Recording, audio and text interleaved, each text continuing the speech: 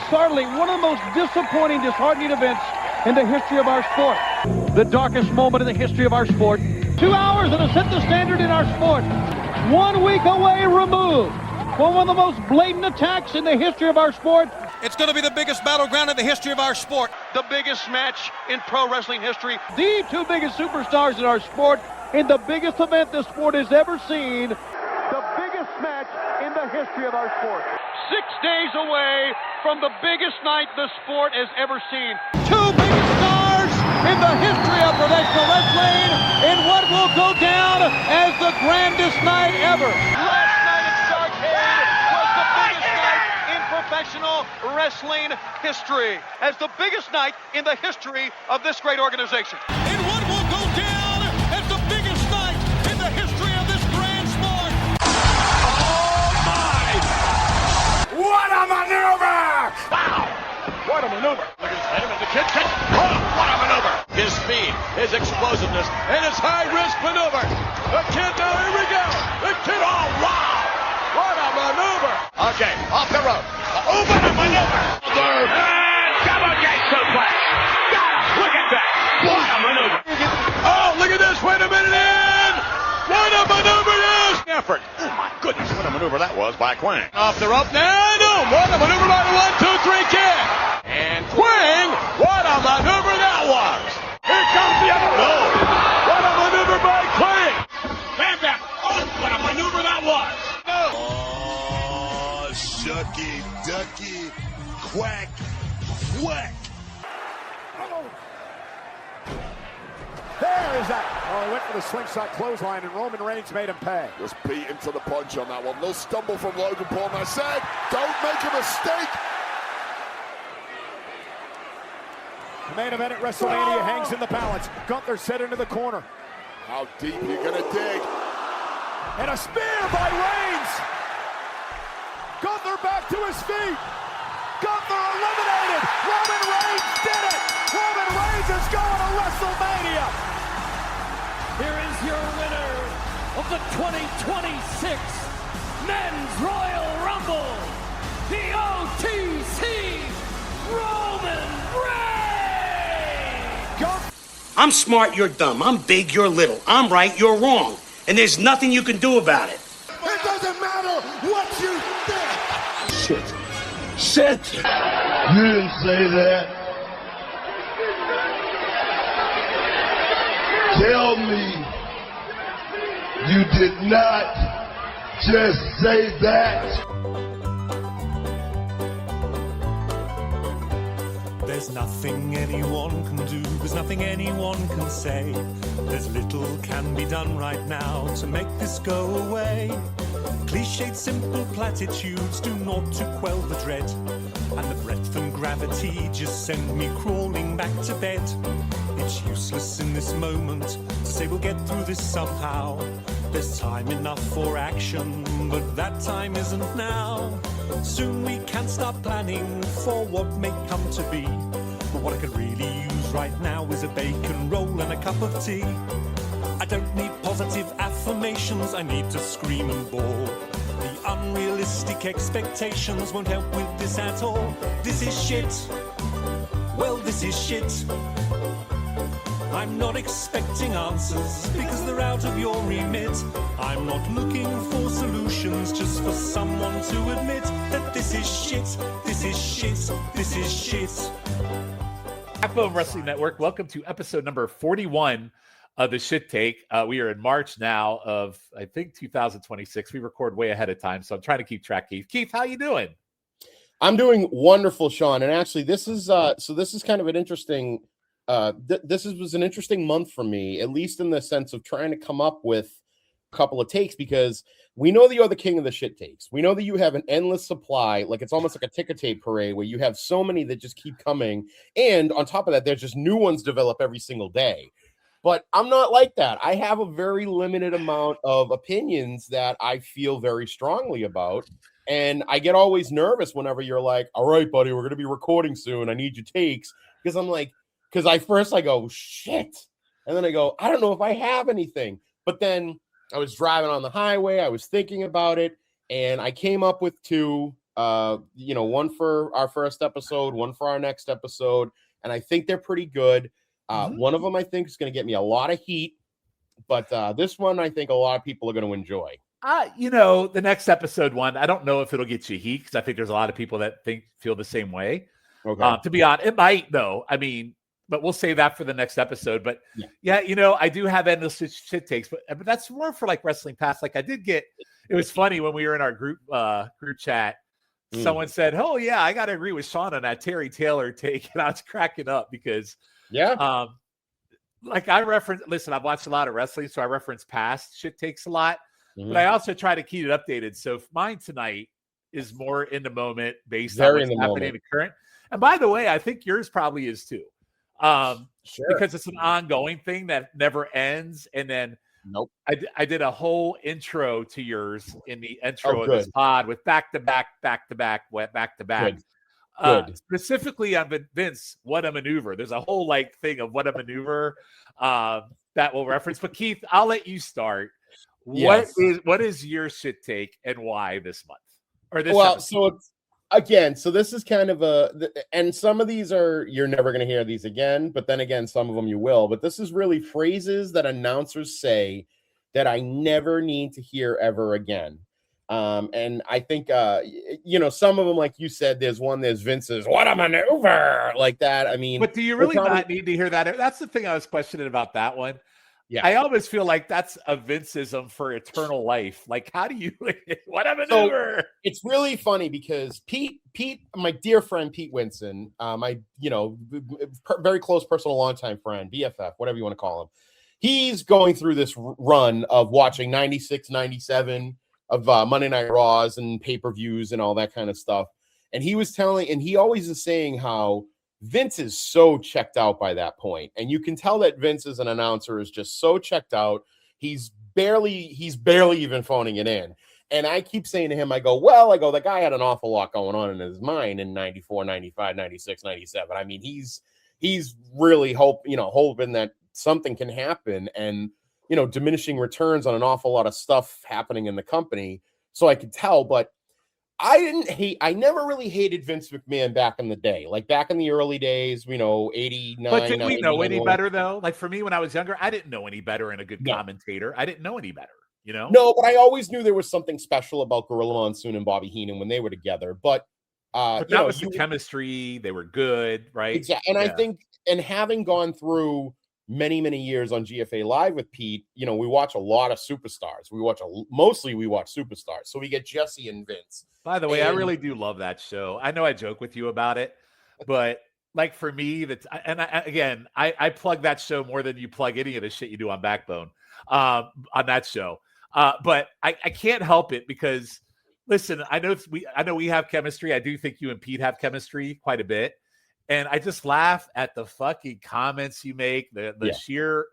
It's just such a good show, and I'm saying this from the heart. I really do enjoy the show. So and the other thing that's funny too is that he and I hit a lot of we hit a lot of boxes. We check a lot of boxes off as far as like references, pop culture. Because I mean, we hit on Simpsons, we hit on Seinfeld, we hit on Saturday Night Live from like the Dana Carvey era. We hit on the Sopranos, the Goodfellas. We hit on, and then even every once in a while, I crack out an old Howard Stern joke or reference that like really pops friggin' John D'Amato like nobody's business. And me too. That's what I'm trying to say is like all the pop references on there. I love, and you're watching time frame. I love too. Well, and then it's funny too because one of the friends of our shows is the Post Rhetoric show, and those guys kind of got, I think, really loved that I would reference like there was one week where I just think I did like a Jackie Martling laugh, and like he messaged me and he goes, "Dude, I heard you do a Jackie laugh," and I went, "Well, of course, that's how I grew up, was listeing to Stern." Need a little more arty. You need to throw a little more arty into my favorite is when I go like, I used to say, "Well, Pete, you've said it all," because that was like a thing Howard always used to say. So yeah, it's I need to add the drop of the Robin music. So when Pete goes on a rant about something, I could just play that like that. But But anyway, Yeah. I know I got a sidetrack, but I do like listening to that. So go back to the same. I Pete's watching appreciate it. 96, 97. And Hey, you know what the funny thing is that I tell him all the time, I'm still a fan of him. I'm still a fan of his. And I was a fan beforehand and he brought me in. I feel like I'm his original whack packer. So it all works out. But yes, so going through those years of listening to Vince do commentary with Jesse, you pick up a lot of the things that Vince did, like the what a maneuver, the 1, 2, 3, got him. Oh no, we did it. And everybody kind of goofs on that. And I think it definitely phased out after Vince, like, because you don't really hear that often. Another one I said was I had mentioned to you is this is the biggest night in the history of our sport. So in the intro, it was a lot of Shivani. I did a lot of Shivani in the intro too. Yeah. And Shivani, and the thing is Shivani's back. I mean, he's in AEW now. So I don't know if he's had many moments to mention that. I feel like that was probably more of a directed from Eric Bischoff, because it was during the Monday Night Wars, that kind of thing. I know, like, my personal, not favorite, but like my number one with a bullet, most hated reference is the "You gotta be kidding me." Like, I hate that because Michael Cole says it every friggin' show. I've heard Jim Ross say it. I've heard Jerry Lawler say it. I've heard Taz say it. Everybody that's ever done anything, it's like it must have been Vince's like favorite phrase to say. You gotta, and it's the point now when I hear it, I just go, "You gotta be kidding me," because it's just so annoying. It's like, what about JR's? Oh my God. JR's like, my God. And I mean, and I know we love it because it was such an important phrase when we were growing up. That man's got a family. It's either that or my God Almighty, he is broken in half. Like, or even just like him screaming Stone Cold. And I know that it's like, it was such a thing when we were growing up, but it's like if I never hear anybody scream Stone Cold, Stone Cold, Stone Cold ever again, I will be too soon. It's just, I can't do the constant, and it's so funny because it was the Rumble a couple of years ago, and I was at JT's house, and Ryan Gray was there, and I don't know who it was. I don't know if it was Dominic Mysterio, if it was Rey Mysterio, if it was somebody in the Judgment Day, but they started doing the three amigos there, the three suplexes. And it's, and every time, and now, all right, I know that's a move that they do in honor of Eddie Guerrero. I get it. Okay. But every single time somebody does that, even to the point where we saw Liv Morgan do it, I think in the Rumble this year, Michael Cole has to friggin' drill it in people that, oh, they're doing Tres Amigos in honor of Eddie Guerrero.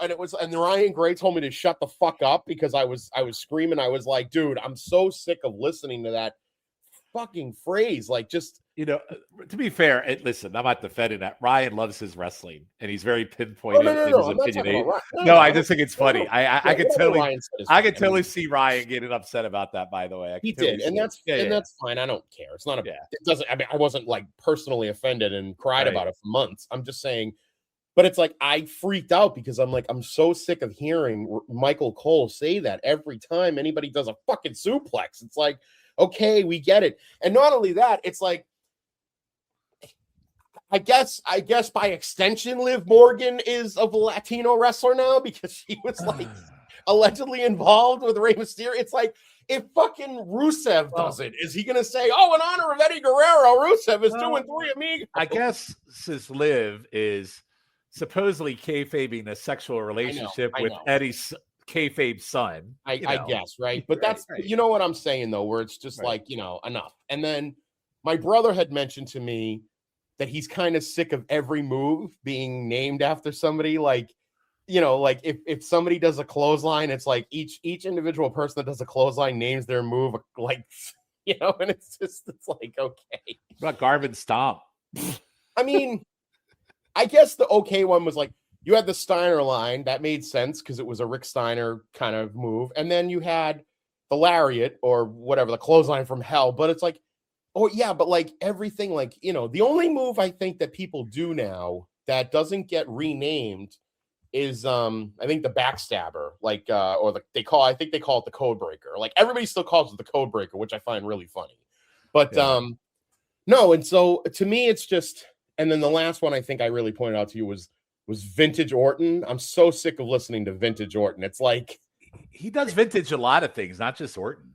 Yeah, but he always goes Vintage Orton like that, and it's just when Orton does that DDT where he drags the person out and does it on the second rope, and I go, okay, like I just, what I'd like to see is I'd like to see a little bit more variations where they're not just going to their greatest hits. I mean, it's not going to be very long before we hear Michael Cole saying like, oh my God almighty, he's broken in half. It's like they literally have a script that they just keep rerunning over and over and over again. And knowing that no one's really screaming in their ear anymore, they're really letting the announcers do their thing and kind of do their own. I would love to see them do a little bit more differently, because especially considering that, one day we're going to lose Michael Cole, we're going to lose JR, we're going to lose Tony Schiavone, we're going to lose Taz, we're going to lose all these guys because, the undefeated champion is Death. So it's like, it's funny. It's funny you brought up Michael Cole, because so when we're recording this tonight after Raw, he was doing a sit-down interview with Liv and Dominic Mysterio on Raw last night. Yeah. And then Stephanie Valconeer. Stephanie Valkilmer. She came in and cut this promo on Liv in Spanish. And Michael Cole, I swear to God, looked like he's aged 50 years in the last 10 years. Yeah. He looks so old. So to your point, I guess for me, here's what I will say. I don't think it's a shit take. I hear it. Here's the only thing I would like maybe push back on a little bit. Mm-hmm. Like, what if, like, for me, the Vince What a Maneuver for me was a nostalgia play. Mm-hmm. Like, for me, it's like, that's my mind frame and my mindset of that. It's kind of like if you were to say, you brought up earlier that Gorilla Monsoon and Bobby Heenan, you love their chemistry. Yeah. What if they took out Gorillas? Would you stop?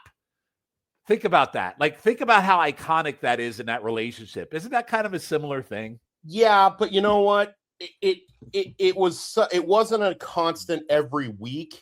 You didn't hear it every single week on Challenge, or maybe it's because back then you really did have distinct voices. It seemed it was just different. I don't know. It's tough because I'm trying to think back all the way. Plus, you only had an hour with commercials for a show. There was always like an interview segment. There was always like, the event centers and everything. So like, you didn't really hear a lot of like Jesse and Vince. So like, they only had like 4, maybe 5 matches on the show once a week. And you really wouldn't get a What a Maneuver a lot often. And it was like, it wasn't until they started doing the 2 and 3 hour Raws and SmackDowns where it was just a constant, just rolling over every single time. I mean, I think he says, you've got to be kidding me, every single match on Monday Night Raw. It's ridiculous. And honestly, like, you want to say, even if you say from a kayfabe point of view, Michael Cole, you've been watching wrestling now for 20-something years with this company. Are you 30-something years? Excuse me, 30-something years.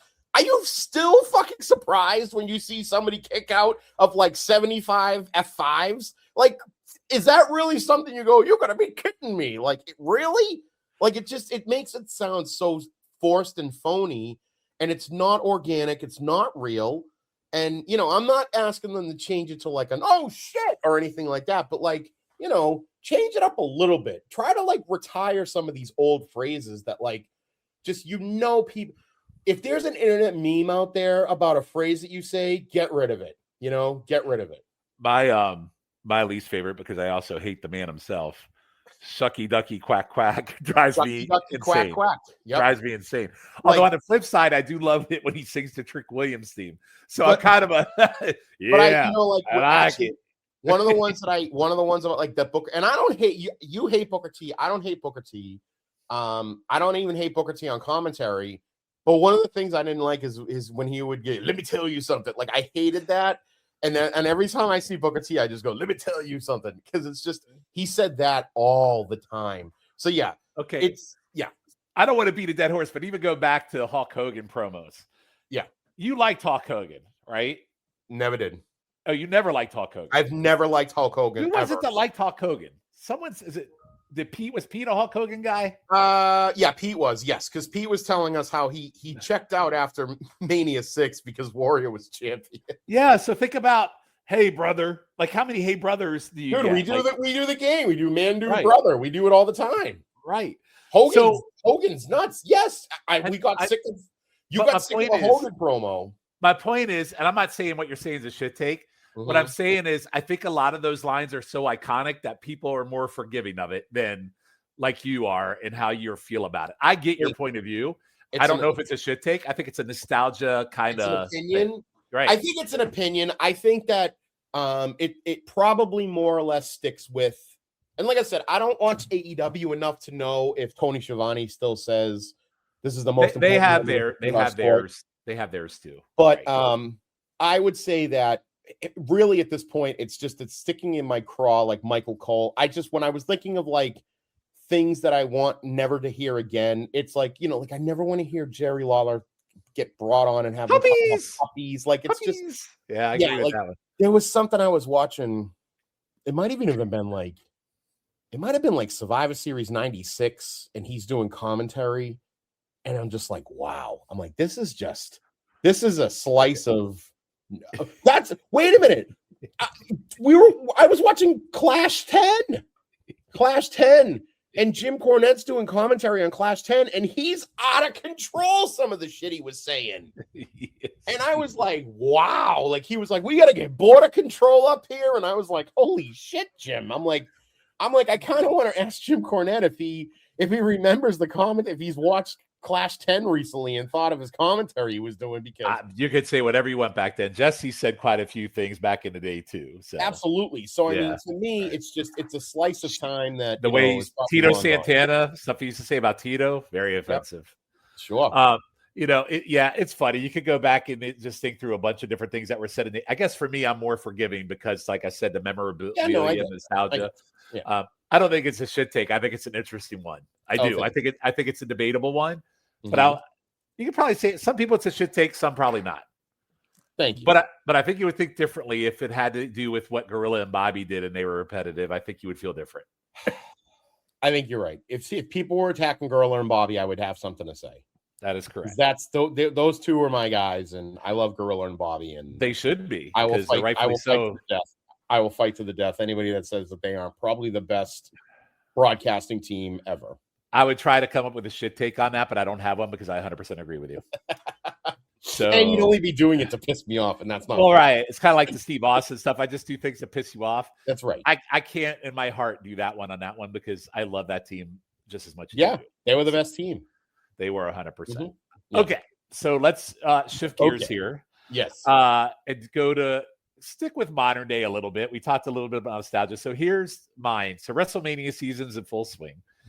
And we were talking about, as of this recording, they've only announced one match. And so far, the build to this has been the card has been shit, right? You and I are both going to WrestleMania. Both of us were talking earlier about, man, this has based on where it's at now, has the possibility of being a really bad Mania. Like, just because we don't have the feuds, we don't know what we're doing. It seems like someone's up in the air, like Cody Rhodes. I don't give a fuck what they do with him anymore.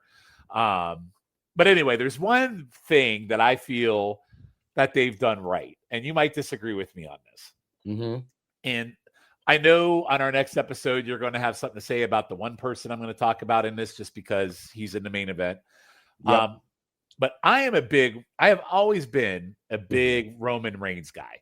Like the face when he turned heel and the whole bloodline thing, I hated him as a face, but when the pandemic era came around and they rebooted him, he got Paul Heyman involved and he just totally turned his character over. And that bloodline story ran so well. Then in Philly, both of us were there. They got The Rock involved, and then he lost the title to Cody Rhodes, right? 2 years ago, we're going. Mm-hmm. And I feel like the last 2 years of Roman Reigns for me has made me mad because he's been kind of in booking hell. They haven't really booked him well at all.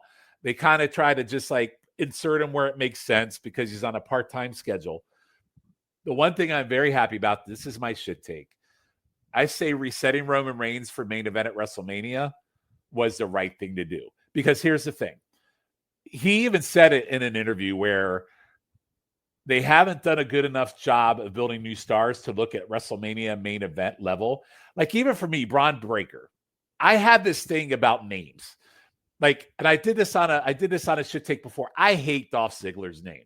And I think because his name is so stupid that people don't see him as a star because the name kills him. Mm-hmm. I feel kind of the same with Braun Breaker. Do I think Braun Breaker is better? Yeah. Yes, but I hate his name. Like, why couldn't he just been a Steiner? Like, that is such a dumb name. That is like classic Vince McMahon name. Well, it's the NXT name generator. Yeah, but I think even he got the short end of the stick on that. Like, Braun Breaker is such a fucking shitty name. So for me, it's like, it's not that I think he can't main event. The name itself doesn't spark interest in me in like a mainstream media kind of thing. You know what I mean? I just think it sucks. And I think he's great, but now he's injured, so it doesn't matter. He had a hernia, so he's out.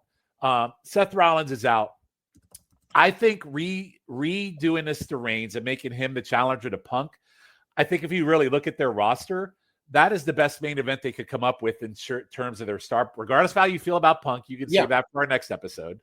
Because I don't know if I disagree with you on that, but we'll talk about that on the next episode. I just think he lost the title. His creativity stalled. He was just in a constant cycle of around Cody Rhodes and being inserted into War Games when it made sense. And it was just 2 years of subpar booking. And they haven't done a good job of creating multiple top-tier stars that kind of have his presence, right? So then you got CM Punk. Like, you can say what you want about CM Punk. He's got good value. Personally, one thing I'll say about Punk, and we'll hold it till the next episode, I think he looks very aged and old in a lot of his main events and very winded. And we can talk about that on the next episode. Mm-hmm. But from a WrestleMania star power freshness match you've never done, Roman Reigns, and I'm hoping this like kind of triggers a turn in Roman to go back to who he was and be more Roman Reigns heel versus Roman Reigns as a face versus kind of like a line runner a little bit. I think it recenters the company around the proven anchor. I think it gives him a creative redemption in the narrative, and him reclaiming his spot, whether it's with the bloodline or not. I think it adds an element to WrestleMania that for me, I'm excited for, because I can tell you 100%, regardless of the card, I will be cheering for Roman Reigns to beat CM Punk, because I am probably, I mean, even as old as I am a huge Roman Reigns mark. I just love him. And I think, I don't saying I love him, sorry, but I think from a sheer star power, I could get behind the whole tribal chief. I can get the whole behind, acknowledge me. I just think he's a really big powerhouse star, and they have not done anything to backfill him in a big way. And I think they're redeeming that, and I'm all down with it. So that's my shit take. I'm all for rebooting Roman Reigns and putting him in the main event of WrestleMania this year. That's my shit take. So I would love to hear your opinion. All right. Well, so the first thing I will say is that I don't think you need to apologize for being a fan of Roman Reigns. I will say that, honestly, his character work since becoming like the tribal chief and getting, hitched up with Paul Heyman and his kind of like final victory over Brock Lesnar and all that kind of stuff, I think it's been done very, very well. I think that they made him, because like you remember, for the better part of a decade now, they've been trying to like jam him down your throat as like he's the big dog. He's the next big thing. And it wasn't organic like it was with either Seth Rollins or with Steve Austin or with The Rock or even with like Ultimate Warrior, where it was like, you had guys that, and you saw it even back, like people loved Brett. They hated Lex Luger. They didn't want Luger as that baby face. It didn't work. Diesel was organic. Then once he wants the title and they changed his character around, he became, nobody wanted him anymore. Nobody wanted And his heel turn in the early 96, 95, that was good phenomenal. Shit. Was phenomenal. Very Roman-like, by the way. Some similarities there. Right. Well, and I don't consider Roman to be like a full heel. I didn't even really consider Roman to be a full-fledged heel when he was the tribal chief. Like, right. If you think of it, it was just, he was like, I'm a shit kicker and I'm here to kick some shit. Like, and that was kind of his, but it was the same thing with Brock. Like, Brock wasn't really a heel. Brock was just, he's the fucking big dog in the yard. The biggest dog in the yard is the king no matter what. And Roman was the same exact thing. He was the biggest dog in the yard. He wasn't necessarily a heel. He wasn't the same kind of heel as Rusev is. I keep going back to Rusev, but like Rusev was, or like Kevin Owens even is kind of like is like a heel, like that kind of thing. Your second point, he's 1,000% correct on the fact that they did not build anybody else, because they literally, it's 50-50 booking for almost every single person out there. And the only person that they attempted to build all of last year was Jey Uso. And it just didn't work. And the only other person that you have right now, aside from CM Punk, Cody Rhodes, and Roman Reigns, that's a viable main event guy is Gunther. And I just don't think they're ready to crown Gunther as like the end all be all right now, because I think what they want to really do is I think they want to really push this legend killer gimmick on him. And that means he's going to be facing, there's always the rumor that Jericho's coming back. There's the rumor that he's going to fight Brock in Minnesota. There's all these other rumors where it's like guys that are looking to have their last run. The last run's going to be against Gunther. And then what I think would happen, and if I have to guess, is that Gunther wins the Rumble next year, and then he goes on to challenge whomever it is at Mania. Gunther Roman hasn't been done either, so you got and that would be a hell of a fight too. No, but yeah, the match next year at Mania is going to be Roman Reigns versus The Rock. Fucking mark on your calendar. Saudi Mania, yeah. Saudi Mania is going to have Roman Reigns versus The Rock, the final battle of the fucking bloody table and all this bullshit. And that's I'm not interested. I'm not interested. No, and that was the thing. And the thing that bothers me about Roman Reigns is I don't like the part-time shit where it's not like it's already been done. And to be perfectly honest, it was done successfully with Brock. I thought Roman was successful with it too, to be honest with you. I did. Yeah, but I don't want to run that but... back again. I don't want to run that back again. I don't want to run back because unless they do something, because see, one of the things I really liked is, you remember when Brock won the title and then it was like Daniel Bryan won the Intercontinental belt, Cena won the US title, and it was going to be like those were going to be the two guys that were going to be on television every week. And then at the pay-per-view, you got Brock. I like that. I don't see that happening again. I don't see any value in having him beat have him beat CM Punk to then just not come back until Backlash, or maybe not even Backlash, but the event after Backlash. You know what I'm saying? Like, I don't. He's going to be Punk. So then they better make it so that he's there every week, and he doesn't have to wrestle. And that's one of the things I'll talk about with Punk. But I'll say this now. I'll probably repeat myself again, but I'll say this now. Punk's not wrestling every week, but Punk's on television every single fucking week. And I have to give him credit for being on television every single week. Don't blow your load for the next episode. Don't blow your wad. No, but he's no. I'm just saying he's on television every week. It's very much like when Ronda Rousey won the title. When Ronda Rousey was here, that first year that she was here, she was on television every single week. And she wrestled 3 out of the 4 fucking Raws every month. What? Did you see she's going to be in the MMA fight against Gina Carano? Yes. That's a good fight, though, because it's Can you hear me now? No, I can hear you, but that's a good fight to have for the two of them, because it's like they're two old wrestlers, basically. They're two old fighters. Like, they're not going to be, I'll watch it. It's on Netflix. I'll watch it. But. Of course, absolutely. But that's what I'm saying, where it's like, I liked that Ronda Rousey did that. I got to give credit where credit's due to Punk. I don't see Roman Reigns being on television every week. He's not. I don't need him to be on. I don't need him to be on television every week. But now you've gone from Seth Rollins, Gunther, Punk. Who else is like, even fucking Jey Uso? Like, they were on TV every week. You had the champion on TV every single week, and now you're just gonna you're gonna not have that? Like, Cena was champion. He didn't have to be on every week in this last run. No, but that was different, though, because it was like you knew Cena was going to show up when he was supposed to show up. So my hope is, they don't tell you that. Even when Brock was champion, they were like, Brock's got like 24 dates, and you knew that those 24 dates were going to like pay-per-views. So like, maybe they've rebooked Roman to where they could do that now, so he could be at least visible. Like, I think how he was visible through the whole bloodline thing. I think he was visible enough when he was champion. Yeah, but you know what the funny thing is? I said this. I can't remember who I said this to. I go, They probably filmed all those backstage segments in one episode. Sure. What's wrong with that? They just took one, and then they said, "All right, we're gonna film the next 6 weeks of TV, Roman. You can have the rest of the time off." It makes, because then when you see him wrestle, you can see that he's like blown up, and he's not. We do the same thing. We record multiple episodes at once. Oh my god! No one's paying $900 to fucking listen to us talk about shit takes. So God, I sure wish. I wish. Anyway, so that's my rebuttal to you, is that I don't hate it.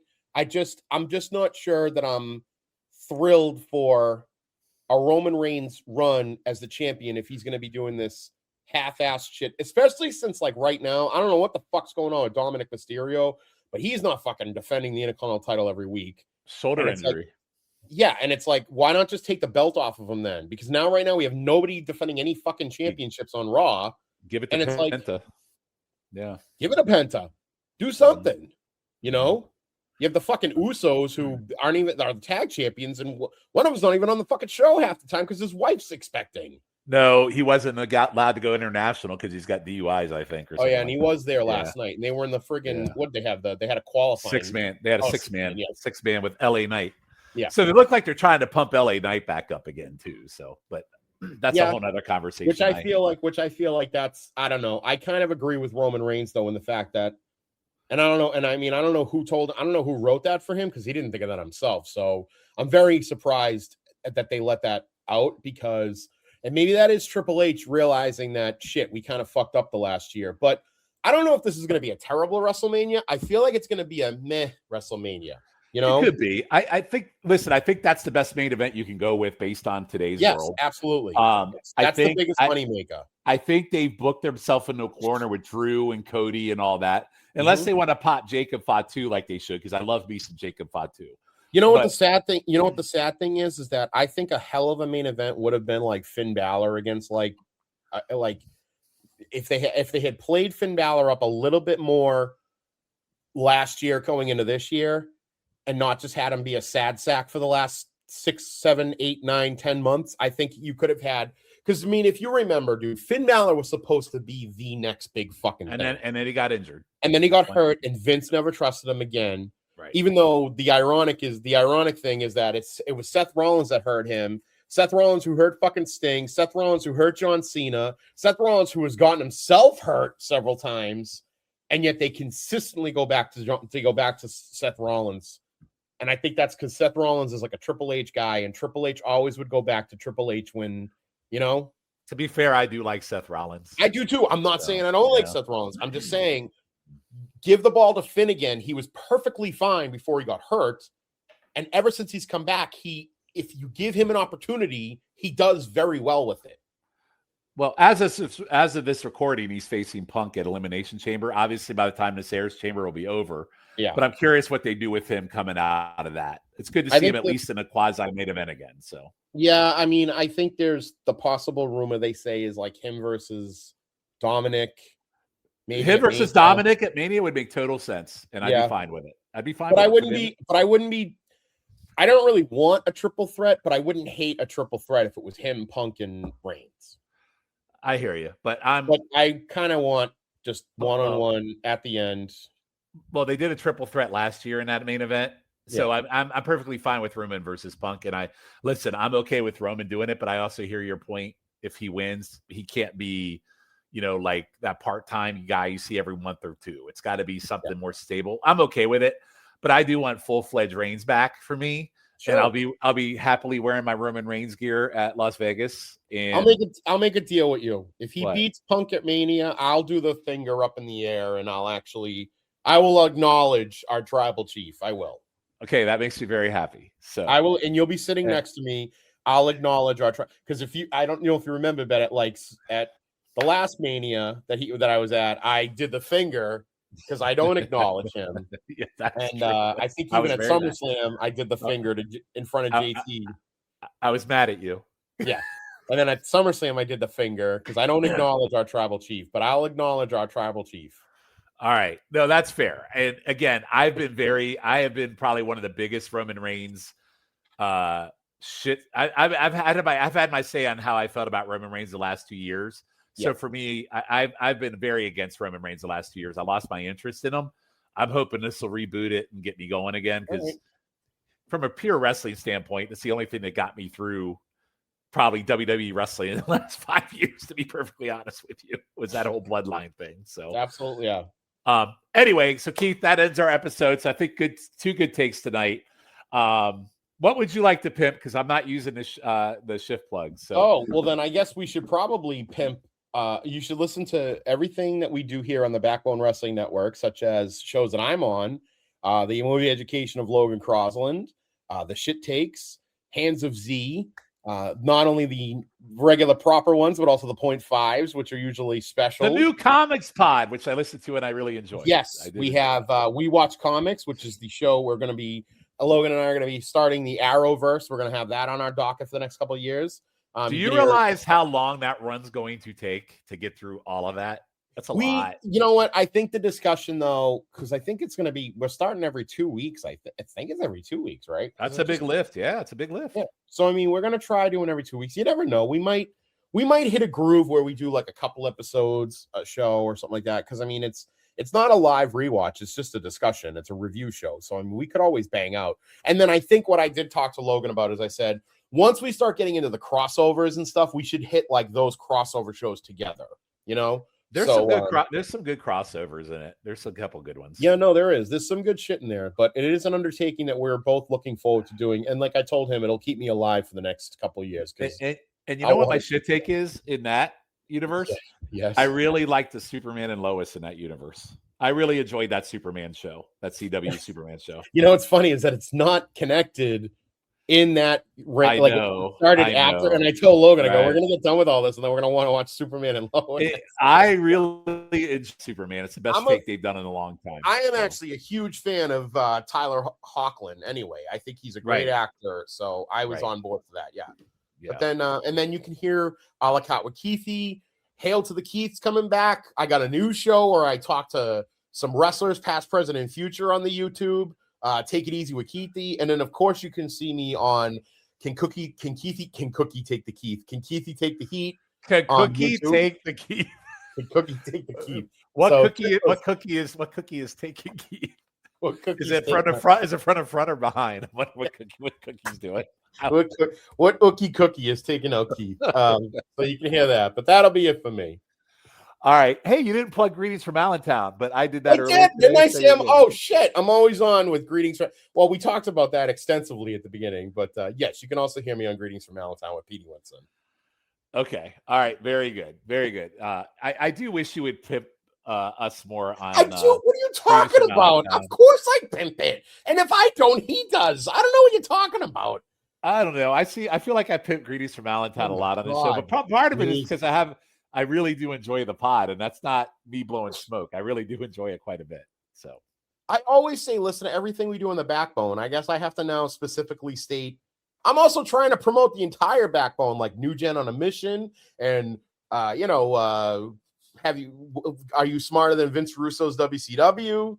You know, and also, what's the other thing that they do? Oh, the Cross Up every Monday morning. Cross Up, the Cross Up is a necessity. Yeah. Listen, Lucha Pod, Lucha. New Gen on a Mission. New Gen on a Mission. You got the what's the one in the Impact Zone? Highway to the Impact Zone. I mean, YouTube Roulette. Yeah, there's tons of shit that's on there. And I just started Territorial again, so Territorial's back with a bang. I mean, shit, tons of stuff. Clash of the Champones. Yep, we got a lot of good content.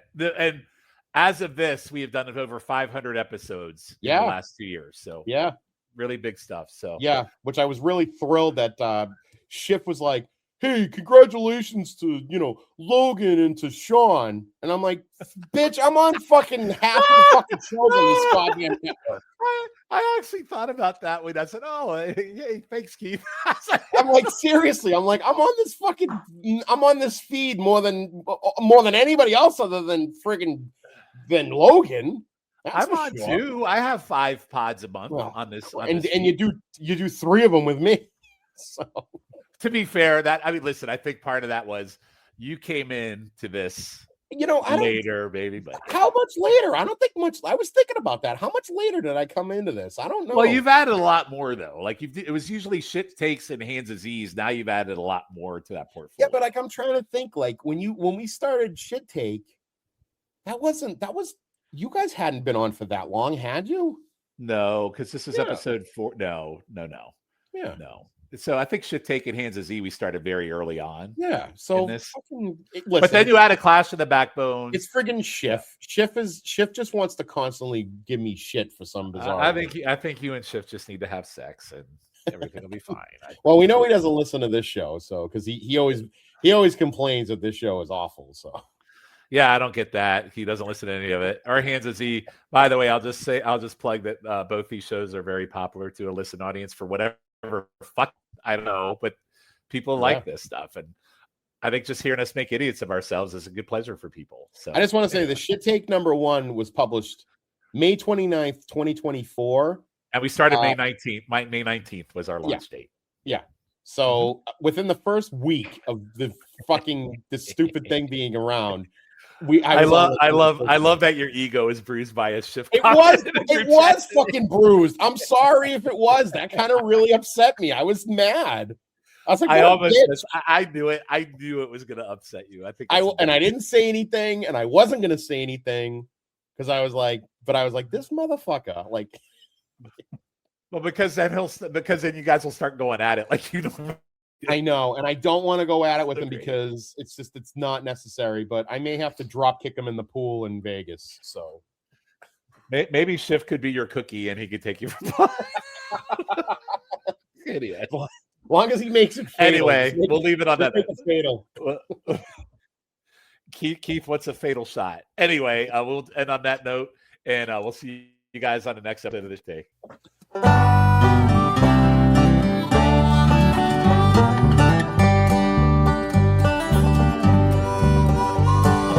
I'm right and you're wrong, that's the name of this here song. This discussion's gone on way too long. I'm right and you're wrong.